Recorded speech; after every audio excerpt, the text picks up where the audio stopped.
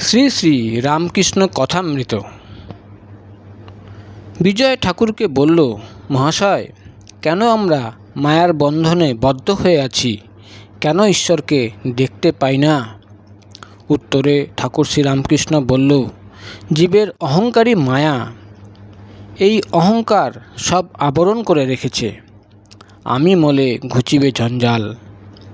যদি ঈশ্বরের কৃপায় আমি অকর্তা এই বোধ হয়ে গেল, তাহলে সে ব্যক্তি তো জীবনমুক্ত হয়ে গেল, তার আর ভয় নাই।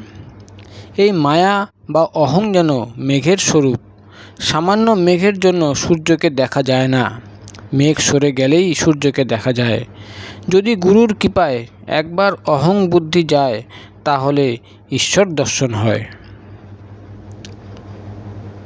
ঠাকুর শ্রী রামকৃষ্ণ বিজয়কে বলছেন, ভগবানের শরণাগত হয়ে এখন লজ্জা ভয় এসব ত্যাগ করো। আমি হরি নামে যদি নাচি, লোকে আমায় কি বলবে, এসব ভাব ত্যাগ করো। লজ্জা ঘৃণা ভয় তিন থাকতে নয়। লজ্জা ঘৃণা ভয় জাতি অভিমান গোপন ইচ্ছা এসব পাশ, এসব গেলে জীবের মুক্তি হয়।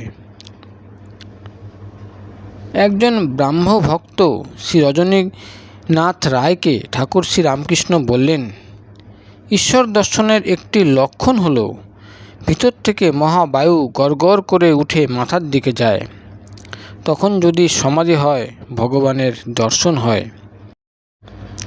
একজন ভক্ত ঠাকুর শ্রী রামকৃষ্ণকে জিজ্ঞাসা করলেন, বিবেক কাকে বলে?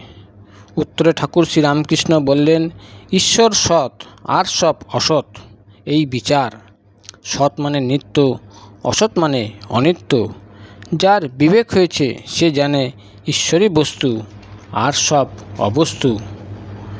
বিবেক উদয় হলে ঈশ্বরকে জানবার ইচ্ছা হয়। অসৎকে ভালোবাসলে, অর্থাৎ যেমন দেহসুখ লোকমান্য টাকা এইসবকে ভালোবাসলে ঈশ্বর যিনি সৎস্বরূপ তাকে জানতে ইচ্ছা হয় না। সৎ অসৎ বিচার এলে তবেই ঈশ্বরকে খুঁজতে ইচ্ছা করে।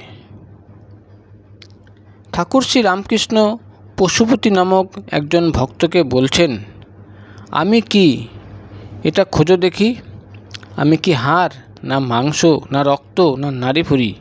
আমি খুঁজতে খুঁজতে তুমি এসে পড়ে, অর্থাৎ অন্তরে সেই ঈশ্বরের শক্তি বই আর কিছুই নাই। আমি নাই, তিনি। তোমার অভিমান নাই, এত ঐশ্বর্য, আমি একেবারে ত্যাগ হয় না। তাই যদি যাবে না, তবে থাক না শালা ঈশ্বরের দাস হয়ে, ঈশ্বরের ভক্ত হয়ে, ঈশ্বরের ছেলে, ঈশ্বরের দাস। এ অভিমান ভালো। যে আমি কামিনী কাঞ্চনে আসক্ত হয়, সেই আমি কাঁচা আমি, সে আমি ত্যাগ করতে হয়। ঈশ্বরের দর্শনের উপায় প্রসঙ্গে ঠাকুর শ্রীরামকৃষ্ণ বলছেন, কোনো কামনা বাসনা রাখতে নাই। কামনা বাসনা থাকলে সকাম ভক্তি বলে, নিষ্কাম ভক্তিকে বলে অহেতুকী ভক্তি। তুমি ভালোবাসো আর নাই বাসো, তবু তোমাকে ভালোবাসি, এর নাম অহেতুকী। কথাটা এই, তাকে ভালোবাসা, খুব ভালোবাসা হলে দর্শন হয়। সতীর পতির উপর টান, মায়ের সন্তানের উপর টান, বিষয়ীর বিষয়ের উপর টান, এই তিন টান যদি একত্র হয়, তাহলে ঈশ্বর দর্শন হয়। কাম আর কামনার তফাৎ প্রসঙ্গে ঠাকুর শ্রী রামকৃষ্ণ বলছেন, কাম যেন গাছের মূল, কামনা যেন ডালপালা। এই কাম ক্রোধ লোভ ইত্যাদি ছয় রিপু একেবারে তো যাবে না। তাই ঈশ্বরের দিকে মোড় ফিরিয়ে দিতে হবে।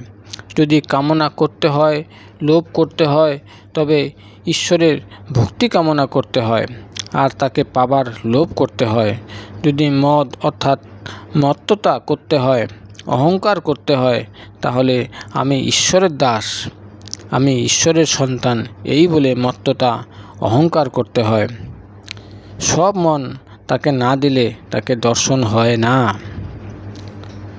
ঠাকুর শ্রী রামকৃষ্ণ বলছেন, পূজার চেয়ে জপ বড়, জপের চেয়ে ধ্যান বড়, ধ্যানের চেয়ে ভাব বড়, ভাবের চেয়ে মহাভাব প্রেম বড়। চৈতন্যদেবের প্রেম হয়েছিল প্রেম হলে ঈশ্বরকে বাঁধবার দড়ি পাওয়া গেল।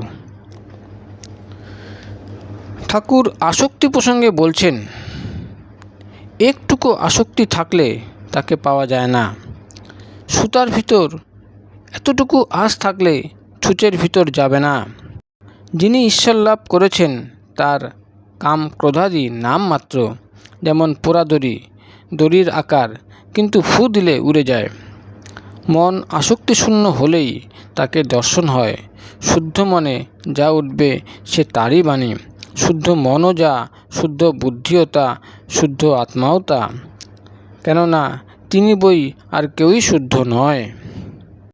ঠাকুর ভক্তের ভাবের প্রসঙ্গে বলছেন, ভক্তের ভাব কিরূপ জানো? হে ভগবান, তুমি প্রভু, আমি তোমার দাস। তুমি মা, আমি তোমার সন্তান। আবার তুমি আমার পিতা বা মাতা। তুমি পূর্ণ, আমি তোমার অংশ। ভক্ত এমন কথা বলতে ইচ্ছা করে না যে আমি ব্রহ্ম।